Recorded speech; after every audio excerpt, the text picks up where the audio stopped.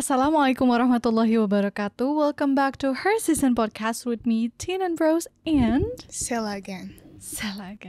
Wanita ini lagi. Iya, semoga kalian gak bosan ya dengerin aku ya, Pink. Dan aku deg-degan banget kalau depan kamera. Gak ada orang deg-degan yang begitu ya, Sela. Gak ada orang deg-degan depan kamera begitu tuh, gak ada. Adanya tuh kayak gini, malu. Gak gitu. Gitu tuh gak ada. Oke. How do you think you are? Apa sih? Who do you think you are? I'm a human being. Maksud aku, how are you? I'm fine, thank you. And you? I'm good, thank you.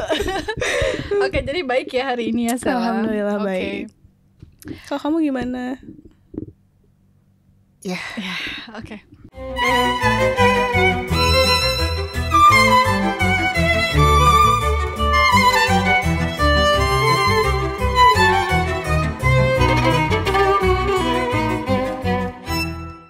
Jadi hari ini kita bakal bahas sesuatu yang agak berat nih, Sela.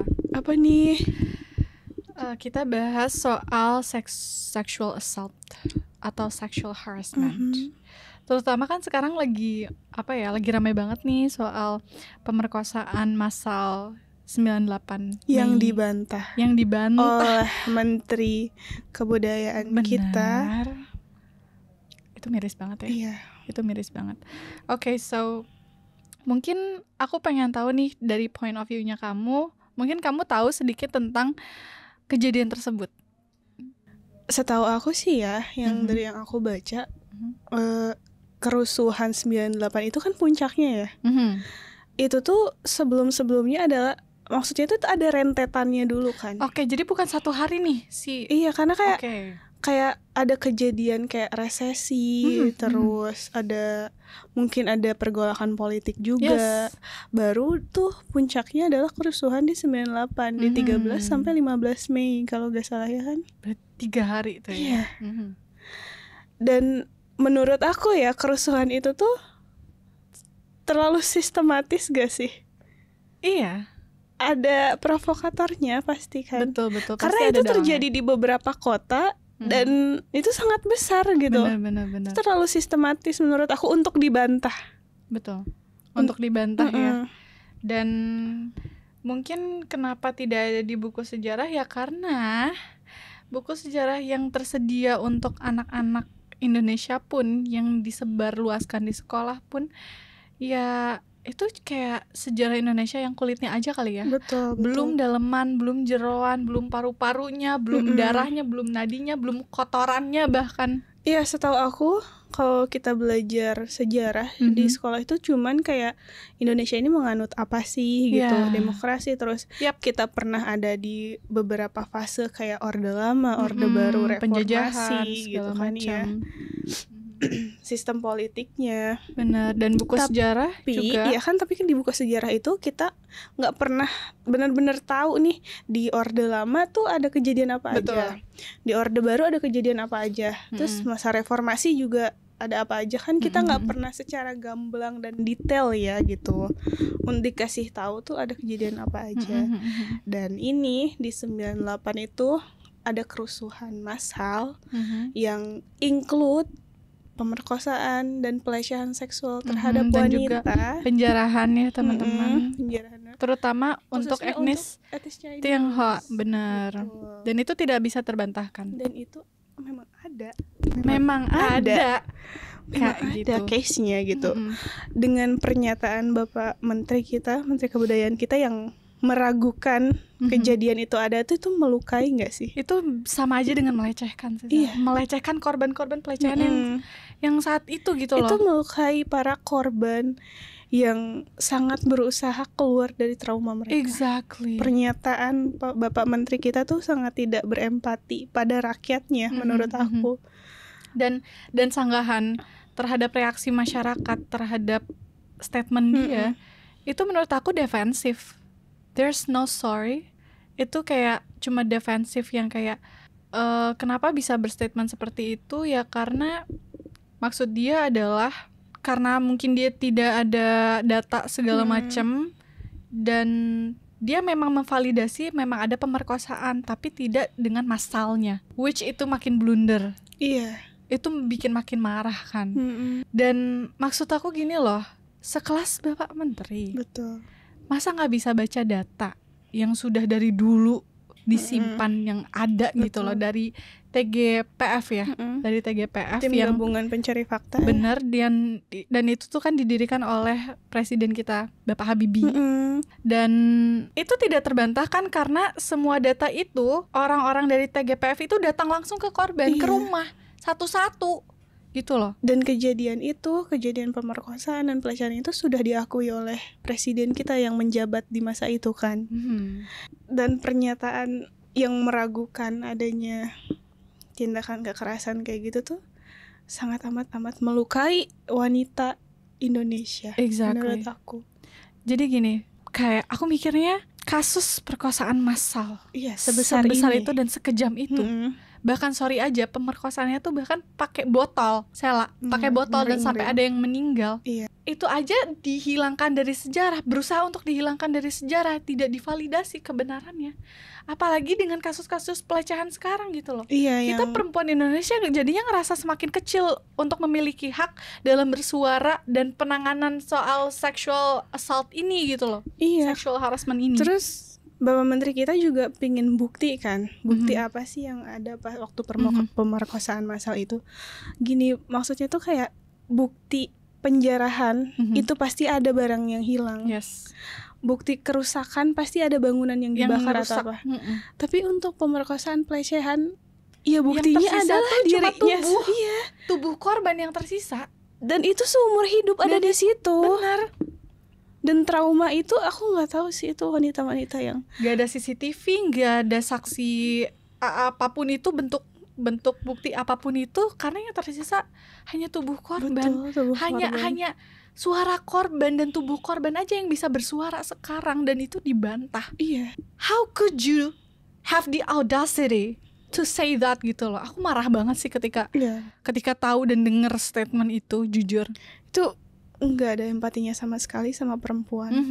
Nggak, maksudnya tuh kayak aku nggak membayangkan ketika ada orang yang mengalami hal traumatis terus diinvalidasi sama orang lain dan diragukan kejadiannya, kayak it's really happen. Dan kamu bayangin korban-korban yang masih hidup mungkin sampai sekarang, mereka harus menggali traumanya lagi dan memperjuangkan hak mereka lagi gitu. Itu udah cukup menyakitkan loh. That's worst. That's the worst. Really worst. Dan statement yang bilang pemerkosaan massal itu tidak ada di buku sejarah, itu juga sangat mengecewakan gitu loh, karena beliau adalah ahli sejarah juga gitu loh. Bapak Fadlizon ini adalah ahli sejarah juga, dan untuk memvalidasi sejarah apapun yang terjadi di Indonesia maupun baik dan buruknya, hanya karena itu tidak tertulis di buku sejarah yang kita baca, yang memang disebarluaskan secara general oleh pemerintah, it doesn't mean it never happened gitu loh. Karena sama aja seperti penculikan aktivis pada saat itu kan memang tidak ada di buku sejarah. Betul. Tapi masyarakat mengangkat itu lewat buku lain. Kita rakyat sendiri yang bikin buku sejarah yang memang benar-benar ini loh sebenarnya yang terjadi gitu loh. Entah itu lewat buku non-fiction, buku historical fiction, itu semua kan bikin kita tahu dan terbuka matanya bahwa ternyata buku sejarah yang selama ini disediakan oleh pemerintah yang kita baca dari kita SD sampai kita SMA sampai kita besar, itu benar-benar cuma pisan epidermis paling atas aja gitu loh. Belum sampai epidermis yang paling dalam. Dan bukan berarti tidak ada kejadian-kejadian yang terlihat di epidermis luar, bukan berarti ya itu nggak pernah ada. We just have to menguliti itu dulu gitu sih. Menurut aku pemerintah dan Bapak Menteri kita nggak bijak ya untuk ingin menghilangkan sejarah yang terjadi. Harusnya pemerintahan sekarang, aku sebagai orang awam dan sebagai rakyat Indonesia yang menghargai dan mencintai tanah airnya, sebenarnya kita pun jangan pernah menghilangkan sejarah yang ada. Harusnya kita belajar dari sejarah itu sendiri untuk tidak terulang lagi. Benar. Kita harus belajar dari sejarah itu, gimana sih caranya kita menanggulangi masalah itu untuk tidak terjadi lagi. Harusnya kan kayak gitu kan ya. Bukannya dihilangkan sejarahnya dan ingin apa ya, pemerintahan dan bangsa ini tuh bersih gitu dari dosa. Enggak ada. Menurut aku enggak ada yang dosa bersih. Masa lalunya Orde Baru tidak akan pernah bisa terhapuskan. So sorry. Karena Not itu sorry. pelanggaran HAM yang sangat amat berat. Pelanggaran HAM yang sangat berat. Bahkan di speech-nya Pak Habibie untuk pertama kali itu beliau menegaskan bahwa tindakan tersebut memang sangat mencoreng wajah Indonesia. Betul. And that is the truth. Entah itu terhadap bangsa sendiri atau bangsa luar ya. Benar. Yang benar melihatnya. Tapi sebagai wanita kita sangat amat terluka sih. Yes. Karena apa ya? Kita tuh dari dulu diremehkan. Iya. Keberadaan kita tuh selalu aja diremehkan. Bahkan kejadian sebesar ini pun masih diragukan. Itu sangat-sangat amat disayangkan banget ya, Sela. Kayak miris banget menurut aku. Dan wajar saja ketika banyak sekali orang yang marah sekarang karena statement tersebut, statement yang tidak bijak itu. Dan kita semua jadi akhirnya lebih tahu nih, dikuak lebih banyak gitu soal apa yang terjadi di 98 itu. Bukan hanya soal pemerkosaannya, tapi juga hal-hal yang lainnya yang benar-benar terjadi. Salah satu faktanya adalah, aku ini baca di bukunya Ibu Sochen Marching, judulnya Dari Dalam Kubur. Itu juga menceritakan masa di mana ketika ada penjarahan dan pemerkosaan itu. Dan itu juga salah satu cara aku untuk bisa dapat dan tahu sejarah masa lalunya Indonesia itu seperti apa gitu loh. Dan itu bukan dari buku sejarah yang aku baca di sekolah. Gak ada. So ya di buku itu aku jadi tahu bahwa faktanya ketika penjarahan dan pemerkosaan itu terjadi, gerombolan orang yang menjadi pelaku penjarahan dan pemerkosaan itu dibawa oleh truk. Ada yang membawa mereka dengan truk. Dalam satu truk itu, aku nggak tahu ya jumlahnya berapa truk dan mungkin di berapa kota. Tapi yang pasti ada yang menjadi saksi juga bahwa semua orang itu dibawa oleh truk, lalu disebarluaskan si orang-orang itu yang dibawa oleh truk, dan itu melakukan penjarahan, pemerkosaan dan segala macam hal yang di luar manusiawi gitu loh. Dan ketika aku baca laporan dari tim gabungan pencari fakta, ternyata ya tim provokator itu juga ada yang termasuk aparat. Karena itu benar-benar terlalu sistematis kan. Benar. Dibawa dan ya kalau misalnya kalian mau baca apa sih kayak laporan tim gabungan pencari fakta, aku tuh ada linknya. Dan itu tuh dari Komnas Perempuan. Komnas Perempuan. Iya, bahkan Komnas Perempuan itu lah. Itu kan dibentuk karena adanya kejadian itu. Betul. Komnas Perempuan itu adalah sebuah ruang yang cukup besar dan kuat gitu loh, La, untuk menjadi bukti betapa seriusnya dan memang ada kejadian pelecehan seksual dan pemerkosaan sampai akhirnya pembunuhan di masa itu, di Mei 98 itu. Kurang bukti apa? Semuanya udah. Dan sekarang korban-korban itu, bener kata kamu, harus menggali lukanya lagi untuk bisa bersuara lagi. Itu aku merinding banget sih. How could you? Dan kalau misalkan mungkin niatnya untuk membersihkan nama atau membersihkan pemerintahan Orde Baru, segelintir orang. Nah, itu nggak bisa. You could never, karena sorry aja sekarang banyak rakyat Indonesia yang memang sudah pintar. Betul. Banyak yang sudah membaca sejarah, mengetahui sejarah, tapi tidak selalu dengan buku sejarah yang kita baca di sekolah gitu, di sebuah sistem gitu.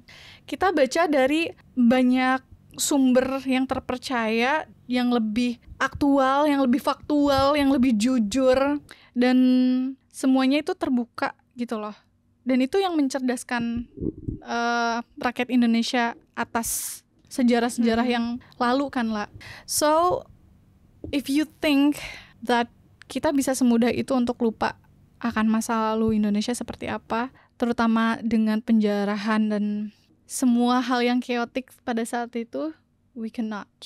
Banyak yang meninggal, banyak yang rusak, banyak yang dihilangkan, banyak aktivis yang sampai sekarang tidak ditemukan, yang ditunggu sampai saat ini oleh keluarga mereka sendiri.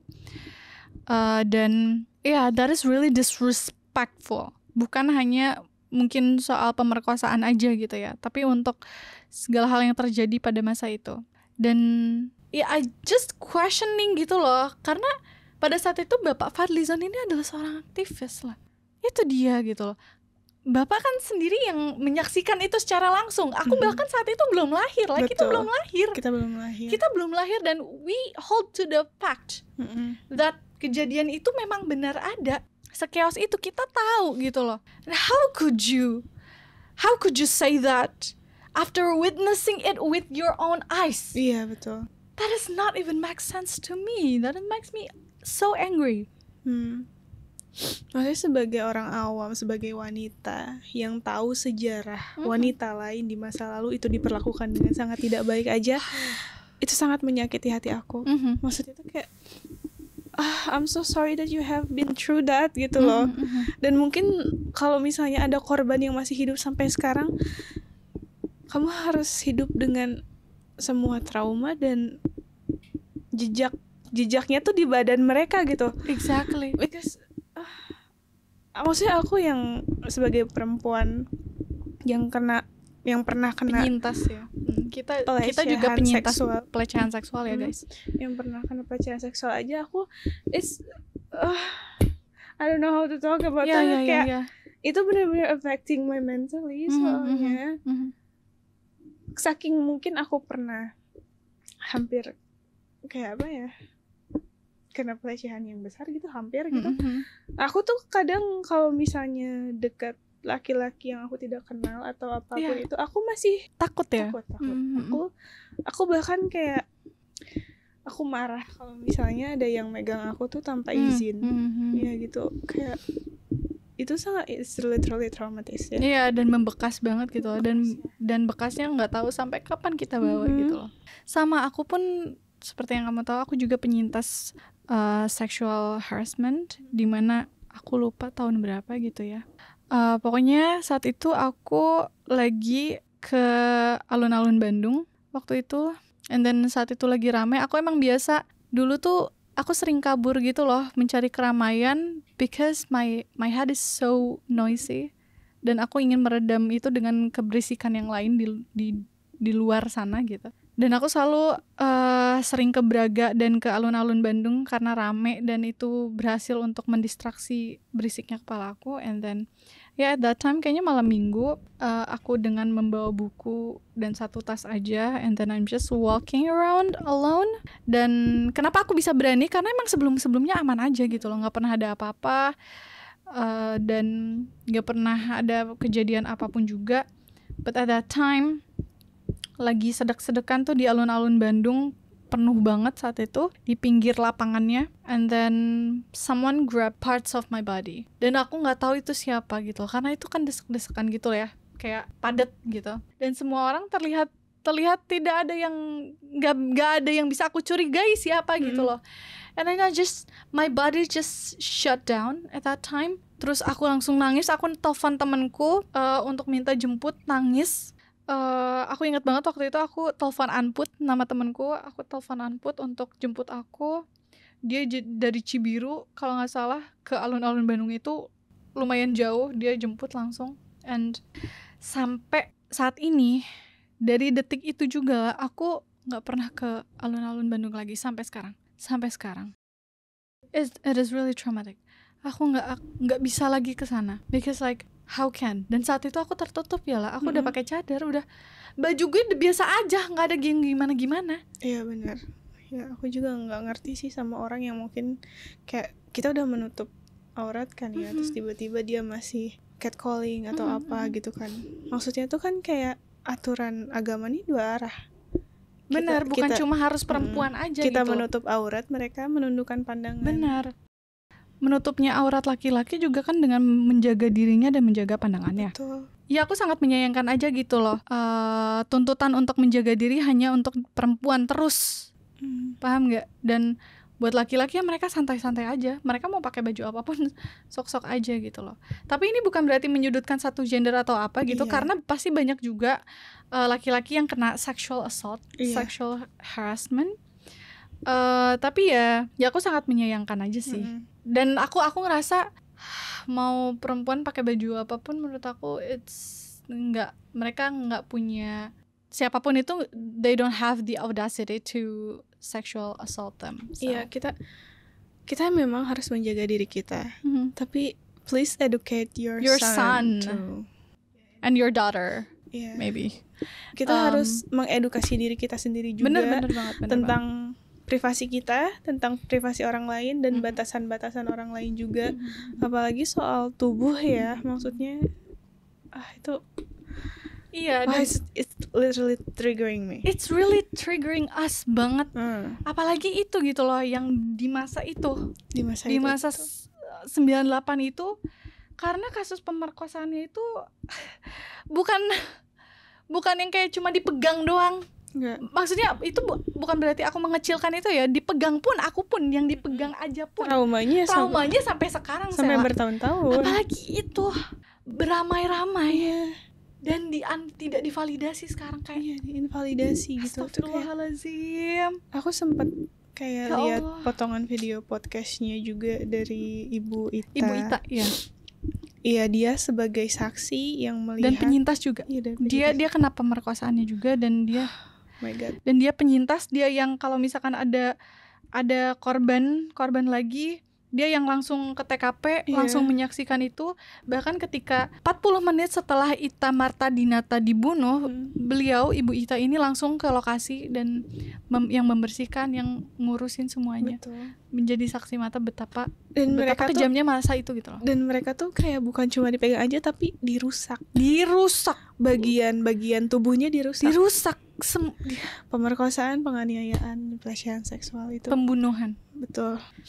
And how could you invalidate it? Sesuatu yang semengerikan itu. Sangat mengerikan. Itu fatal banget. Bahkan menurut aku dengan beliau minta maaf pun kayak gak akan cukup. Menurut aku ya, karena lukanya gak main-main, Sela. Pastilah. Jadi gini, kayak aku dengar juga Ibu Ita ini juga ada membantu satu keluarga di mana anaknya itu kena pelecehan seksual dan itu umurnya 11 tahun. Itu paling muda kan?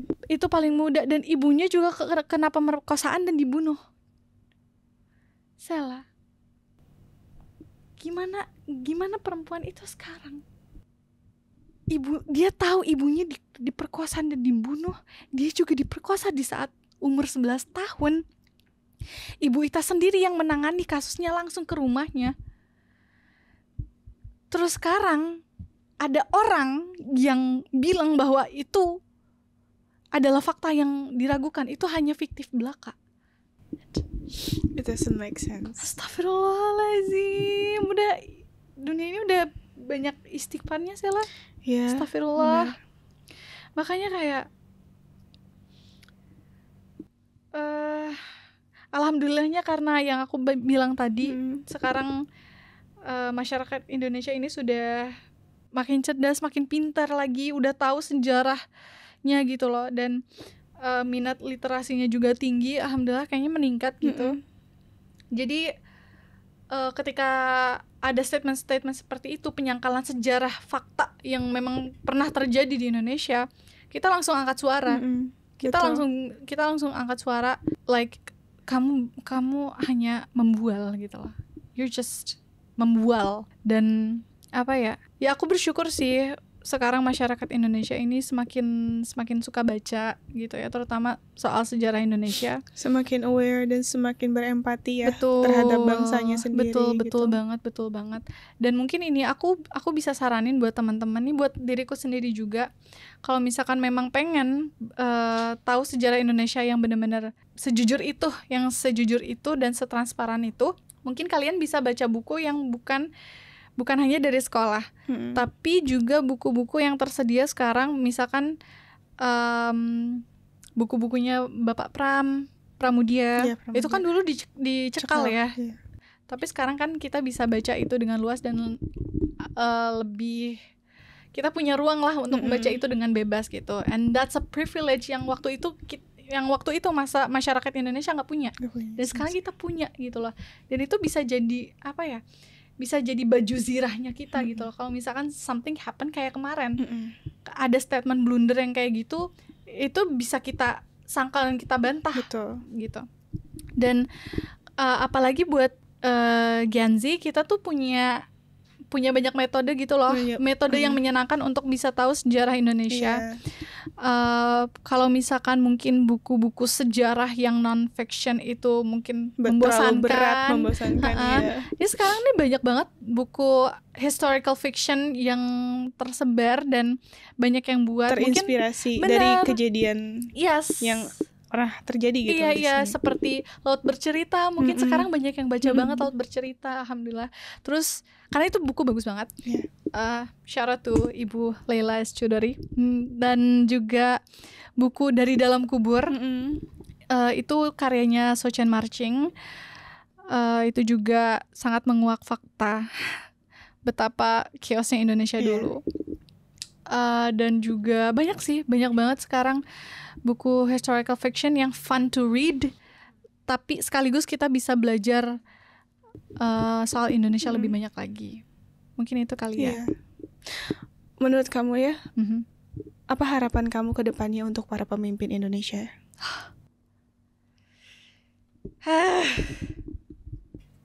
Banyak ya sebetulnya. Dan apa ya, aku tuh udah di titik dimana bukan skeptis sih, tapi lebih ke jadinya apatis terhadap government, tapi bukan ke Indonesianya, tapi lebih ke government, karena yang kita lihat adalah petinggi-petinggi yang mengkhianati negaranya sendiri, yang mengkhianati rakyatnya sendiri gitu loh. Perwakilan rakyat yang tidak mewakili rakyat sama sekali, and that's really disappointing. That is really disappointing. Jadi rasanya untuk berharap aja lah, rasanya tuh kayak jauh banget, ngerti nggak? Rasanya it's something big yang nggak akan pernah tercapai karena melihat betapa chaosnya pemerintahan saat ini gitu. Dan harapan untuk pemerintah sekarang, tolong dengerin rakyat aja lebih banyak.